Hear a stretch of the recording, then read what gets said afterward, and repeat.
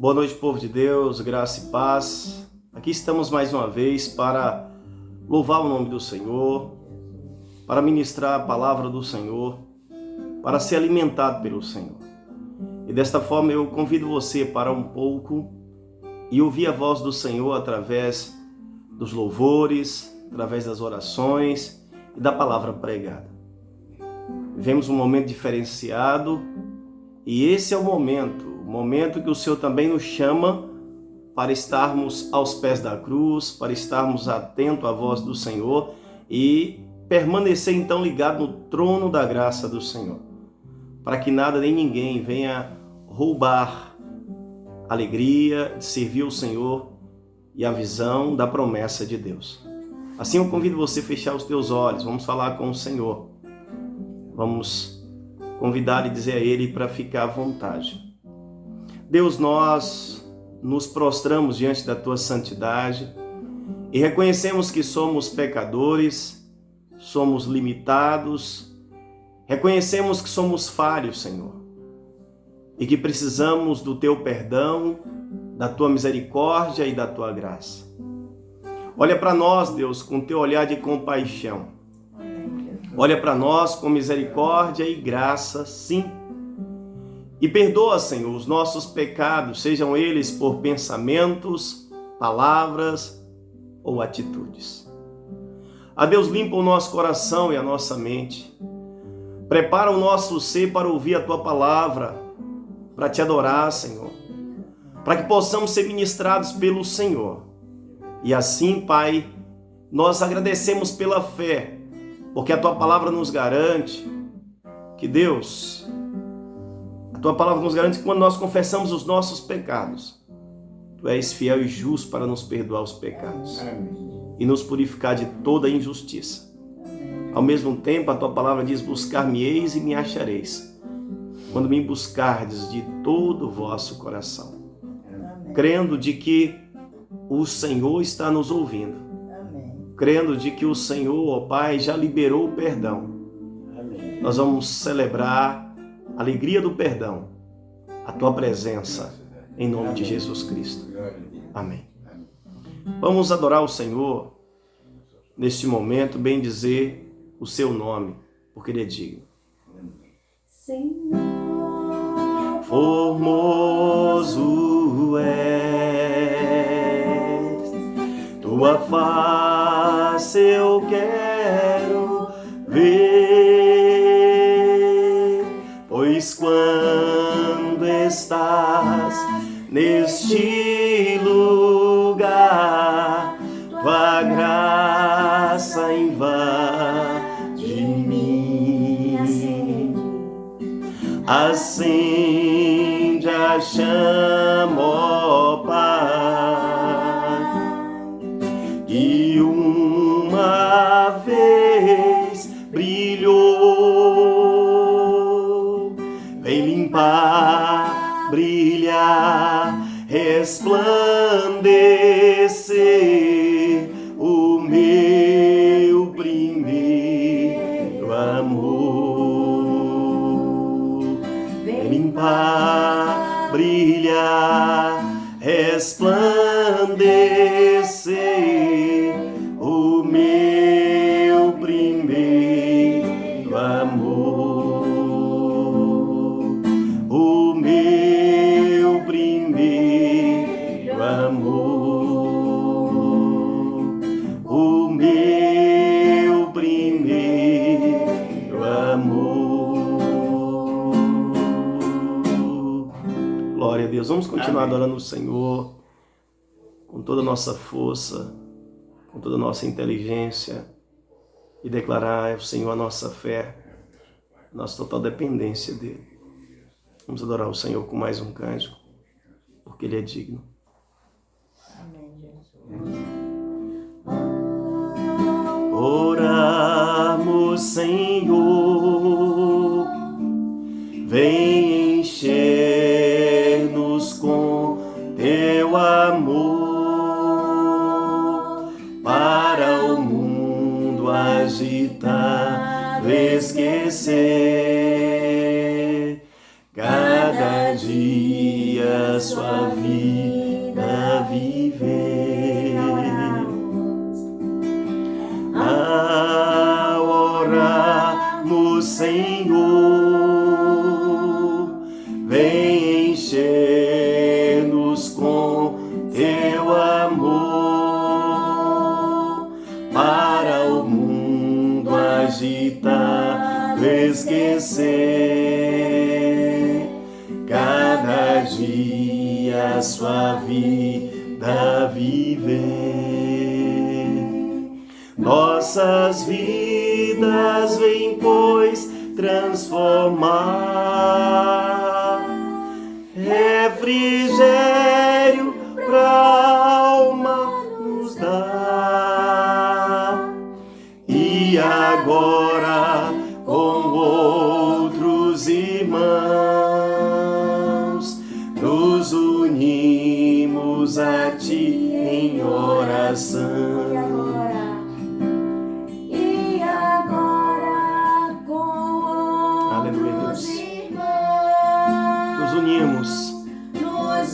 Espírito Santo de Deus, fica à vontade, onde quer que chegue esse culto, essa ministração. Glória a Deus.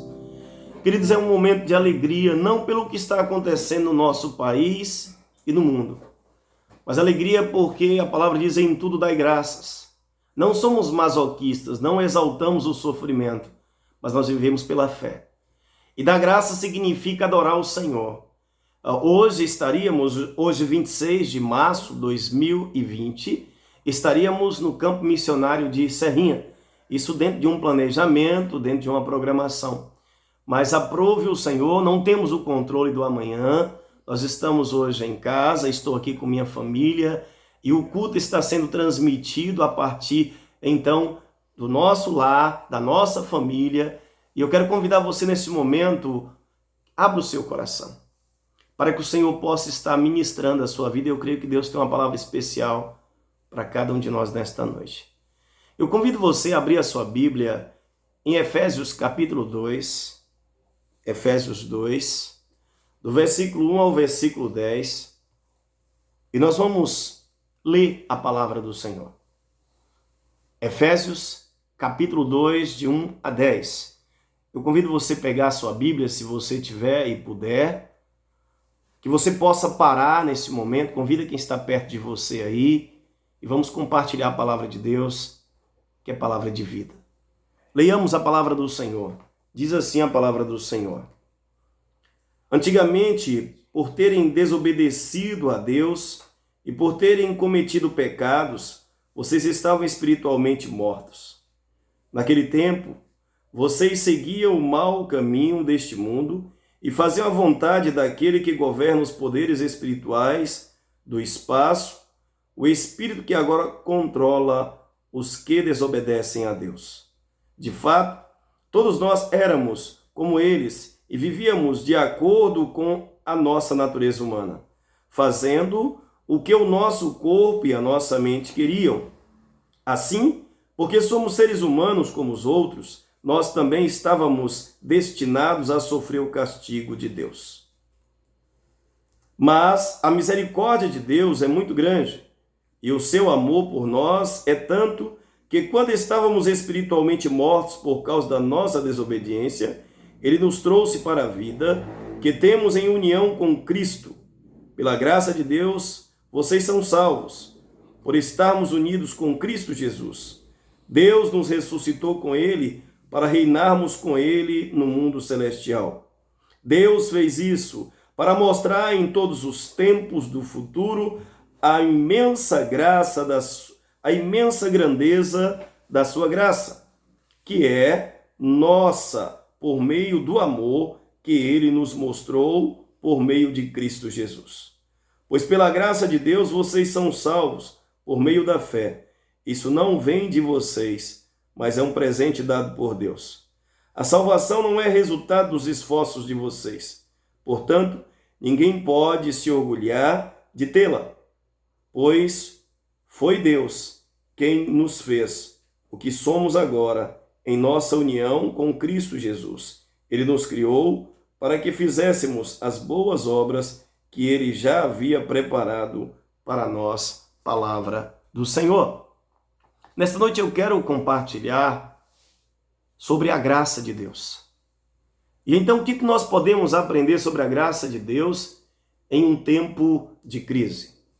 Em um tempo de apreensão, em um tempo de muitas dúvidas. O que a palavra pode nos ensinar sobre esse tema, a graça de Deus? E eu convido você a ouvir aquilo que o Senhor tem para a sua vida. A primeira coisa que eu quero destacar aqui é que, pensando em graça de Deus, eu preciso primeiro entender o que é graça. E graça é favor não merecido. É um favor que eu não mereço. É algo que você e eu, que nós não merecemos. Mas eu preciso ir além para entender a graça de Deus. Eu preciso pensar ainda, e aí me vem à mente um texto clássico, como ilustração, dessa graça de Deus, João 3,16. Em João 3,16, o evangelista, ele diz assim: porque Deus amou o mundo, amou a humanidade de tal maneira que deu o seu Filho unigênito, para que todo aquele que nele crê não pereça, mas tenha a vida eterna. Amém, Jesus. Aleluia. O que explica a graça de Deus é o amor. Glória a Deus. Por isso que eu acabei de compartilhar como ilustração o versículo 16 do capítulo 3 de João. O que explica, de fato, a salvação para nós, para todo aquele que crê, para você, é o amor de Deus que nós não merecemos. A decisão soberana de Deus, a iniciativa de Deus de vir em resgate de nós. E aí eu quero destacar a primeira coisa com base nesse texto, que nos permite então aprender um pouco mais. A primeira coisa que aprendemos com esse texto de Efésios 2, de 1 a 10, sobre a graça de Deus, é que Deus nos deu vida quando estávamos mortos espiritualmente. E aí eu quero voltar aqui e compartilhar uma versão comparativa, uma tradução comparativa, que diz assim o versículo 1 de Efésios 2. Ele nos deu vida quando estávamos espiritualmente mortos. Ou seja, mortos em nossos delitos e pecados, como diz o versículo 5. Ou seja, ele decidiu nos dar vida quando a única coisa que nós tínhamos e por direito era a morte. Ele decidiu mudar a nossa história. Ele veio em nosso favor. Ele veio em nosso resgate, veio ao nosso encontro com misericórdia e graça. E aí, eu quero destacar algo mais. Quando eu pontuei a primeira coisa, Deus nos deu vida quando estávamos mortos nos nossos delitos e pecados, o versículo 2 diz que nós andávamos segundo o curso deste mundo. Praticávamos as mesmas coisas que as pessoas que ainda não tomaram a decisão por Jesus, que ainda não fizeram aliança com Cristo, que ainda não aceitaram Jesus, fazem. O nosso coração, a nossa carne desejava e praticávamos muitas vezes as mesmas coisas. Vivíamos segundo o desejo do nosso coração. E então, conforme o curso deste mundo. E aí nós precisamos observar o versículo 2, quando diz assim, que nos quais andávamos conforme o curso deste mundo e fazíamos a vontade daquele que controla os poderes espirituais do ar.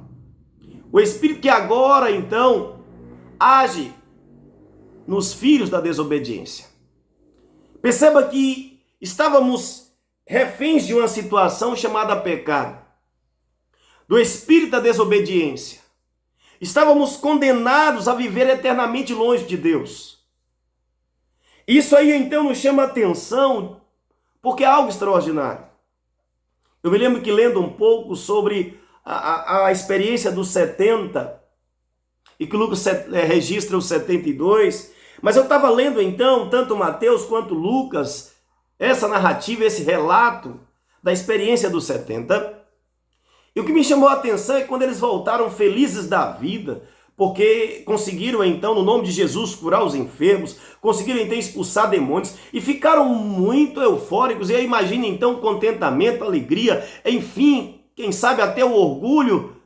Não seria de estranhar o fato é que a Bíblia deixa claro que eles estavam muito contentes com o resultado daquela tarefa cumprida, da experiência do envio 2-2. E Jesus então adverte a eles, e aí é o que eu quero destacar para a palavra desse momento, desta noite, sobre graça de Deus. Jesus diz o seguinte: alegrai-vos antes em saber que o vosso nome está escrito no livro da vida. Ou seja, a alegria de vocês não deve ser pelo fato de ter poder sobre os demônios ou sobre as enfermidades, em fazer prodígios e maravilhas. Mas a alegria maior, a alegria que deve dominar os vossos corações é saber que o teu nome, é saber que o nosso nome está escrito no livro da vida. Glória a Deus. Isso é graça.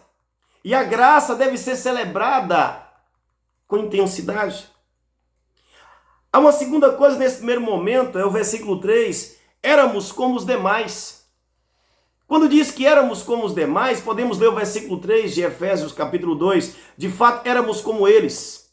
Andávamos buscando satisfazer os desejos da nossa carne, fazendo o que o corpo e a mente queria. E éramos, por natureza, filhos da ira, inimigos de Deus, em outras palavras. E aí nos chama a atenção. Destinados a sofrer o castigo de Deus. Porque estávamos como inimigos de Deus, filhos da ira, o coração longe de Deus. É interessante que o apóstolo Paulo, quando ele escreve em Romanos 3:23, ele falando então sobre a extensão do pecado e ao mesmo tempo ali sobre a consequência, ele diz que todos pecaram e aí a consequência é o afastamento da glória de Deus e destituídos, afastados, separados estão da glória de Deus. O pecado então nos lança para longe de Deus. O pecado, então, afasta a possibilidade de comunhão plena com o Senhor. A graça resgata-nos. A graça, então, nos alcança. A graça salva. A graça restaura. A graça vivifica. A graça ressuscita. A graça, de fato, nos torna justo pelos méritos, pelo sacrifício de Cristo. Amém. Esse Deus maravilhoso. Ele nos leva então a uma segunda lição sobre a graça de Deus, com base nesse texto de Efésios 2, de 1-10. A segunda lição que quero destacar é que somos salvos pela graça. Somos salvos pela graça. O versículo 5, ele chama a atenção, e eu fiquei a meditar, apesar de um texto já conhecido. Ele diz assim, ele repete mais ou menos o que está no versículo 1. Eles, estando nós ainda mortos em nossos delitos e pecados, nos trouxe para a vida juntamente com Cristo. Pela graça sois salvos. Algo extraordinário, ele diz assim, estávamos então mortos. É como alguém que está então no mundo dos mortos, mas eu digo aqui espiritualmente. E Deus então nos traz a vida juntamente com Cristo, assim como Cristo ressuscitou. Amém, Jesus. Quando nós então cremos em Jesus como nosso Senhor e Salvador, Deus olha para nós através de Jesus, passamos a estar unidos com Cristo, e o sacrifício de Cristo é aplicado a nós. Para você entender, nós somos então libertos das amarras, das algemas da morte, porque a algema da morte é o pecado. O que dá legitimidade à morte, à condenação eterna, é o pecado, é a desobediência, é a rebeldia. E a palavra diz em Colossenses 2, 14 e 15, que havia uma dívida contra nós. A palavra diz que Jesus levou e cravou na cruz a dívida que havia contra nós. E então na cruz do Calvário, pelo sangue de Jesus, então foi cancelada toda a dívida infernal e que então nos condenava. Cristo então na cruz, ele subjugou, ele colocou debaixo dos seus pés, Aleluia, principados Deus. E potestades. Ele colocou Satanás debaixo dos seus pés.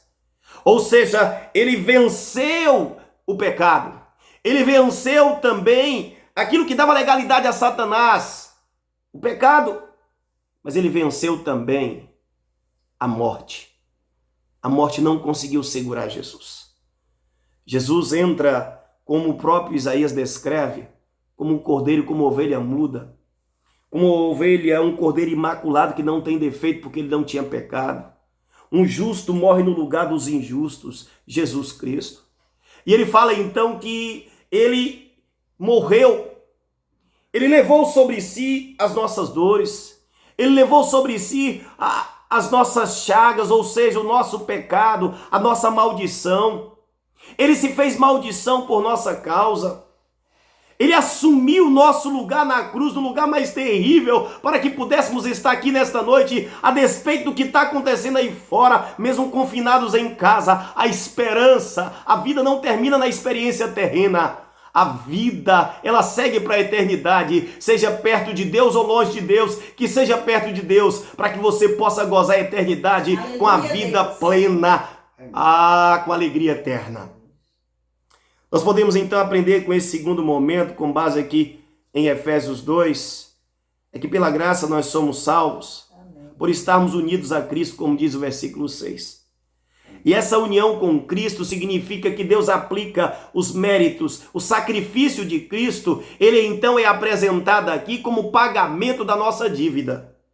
Unido com Cristo significa que assim como Cristo ressuscitou, nós recebemos então essa graça da ressurreição da vida através da vitória de Cristo. Há uma outra coisa aqui que nós aprendemos.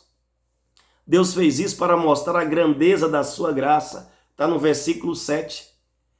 Ou seja, ele fez isso para manifestar na história a grandeza da sua graça.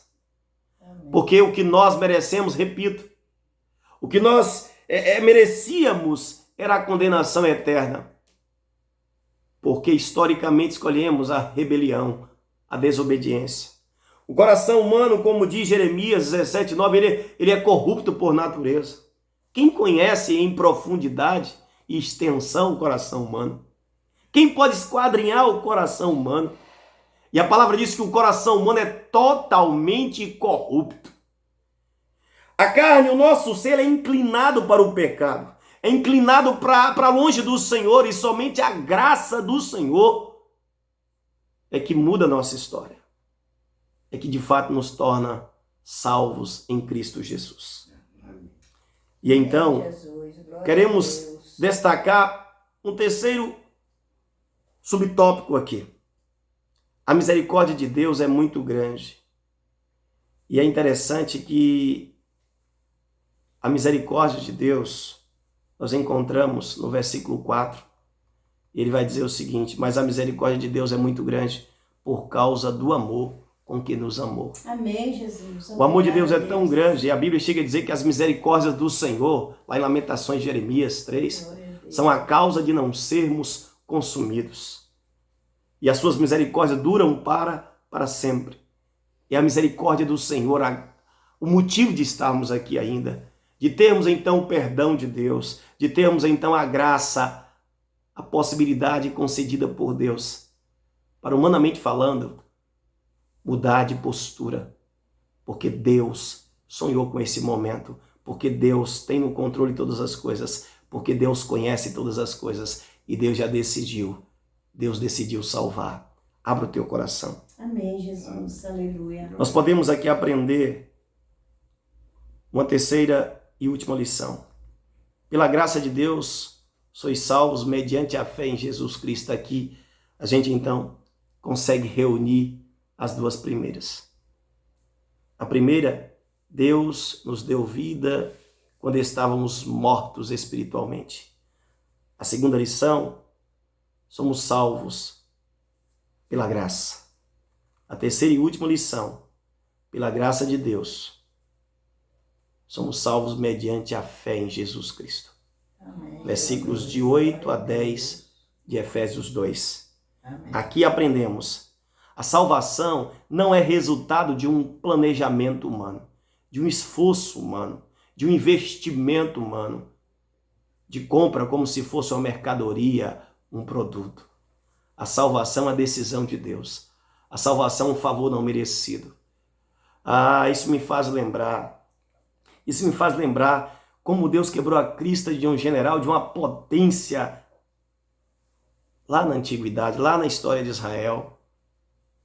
Como Naamã chega então em Israel e o profeta não vai atender. Eu quero ilustrar aqui sobre a questão do orgulho, como Deus está interessado em tratar o orgulho.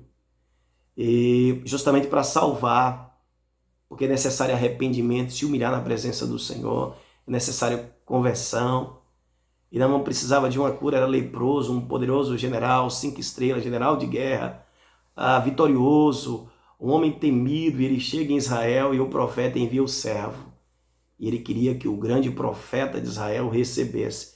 Decepcionado, ele fica irado. E para completar, o profeta disse que ele tinha que mergulhar 7 vezes no Rio Jordão. Ele fica mais furioso ainda. Ele diz que os rios de Damasco, os rios então da sua terra, eram melhores do que os rios de Israel. Por que ele teria que então? Primeiro, que o profeta não veio falar com ele, que é uma autoridade máxima naquele momento, naquele lugar. E segundo, que mandou ele mergulhar 7 vezes, ele podia mergulhar nos rios da terra dele. E ele a caminho, murmurando, e o texto deixa claro, aquele homem estava furioso, aquele homem estava realmente transtornado. E os soldados, os servos de Naamã, disse: Senhor, se o profeta pedisse algo mais difícil, o Senhor não faria para ser curado?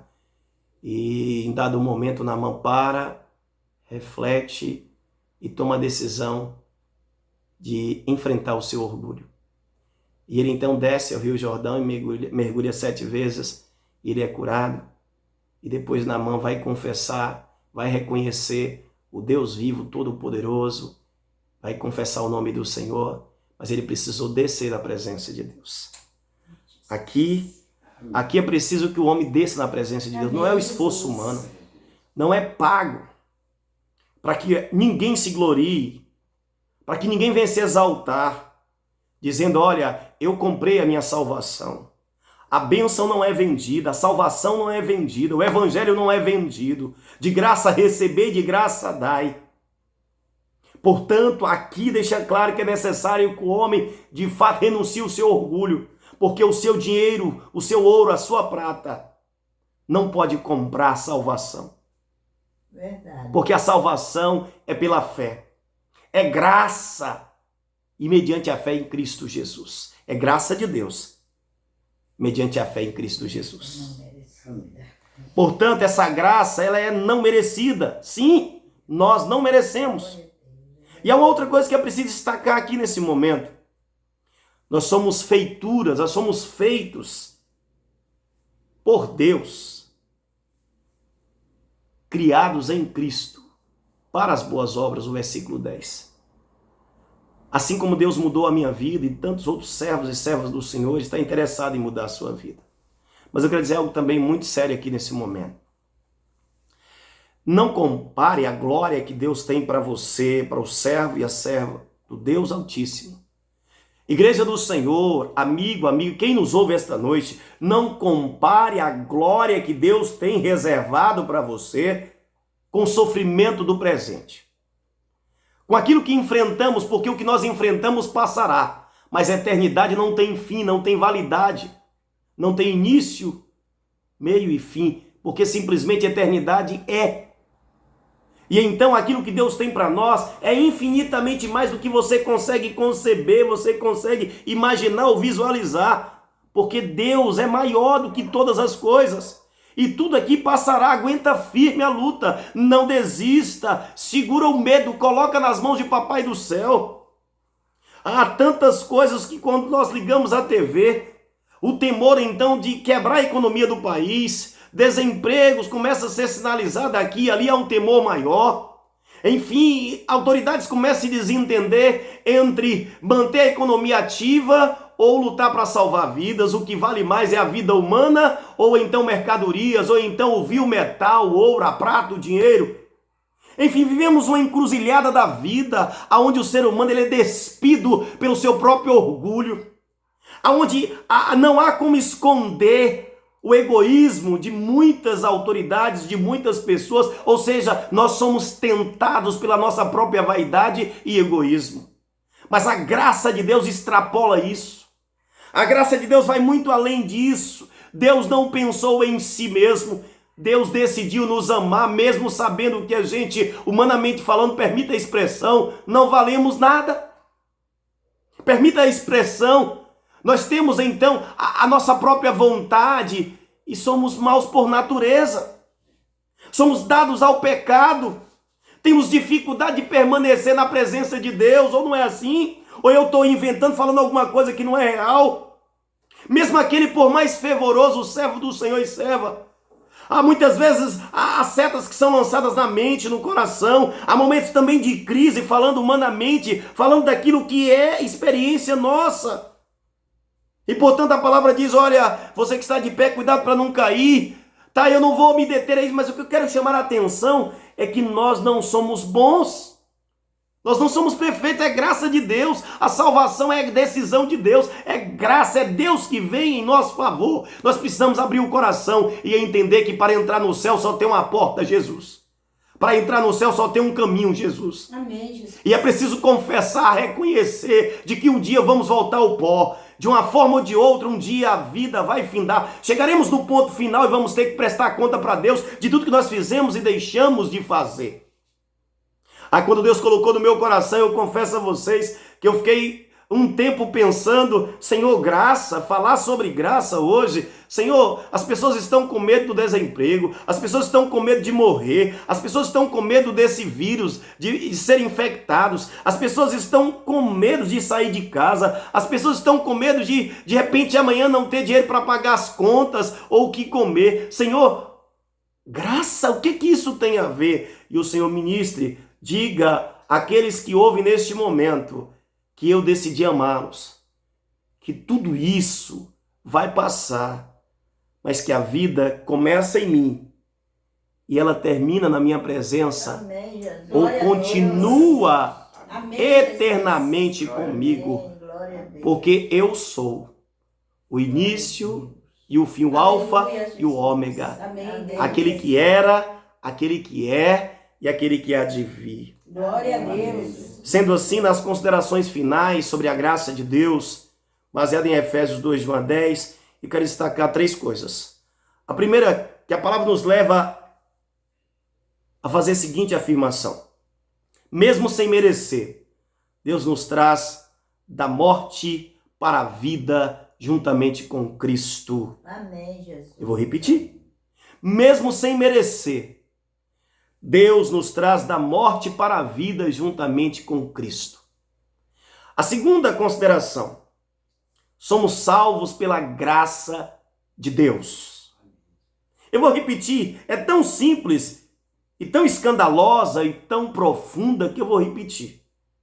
Somos salvos pela graça de Deus. Terceira e última consideração.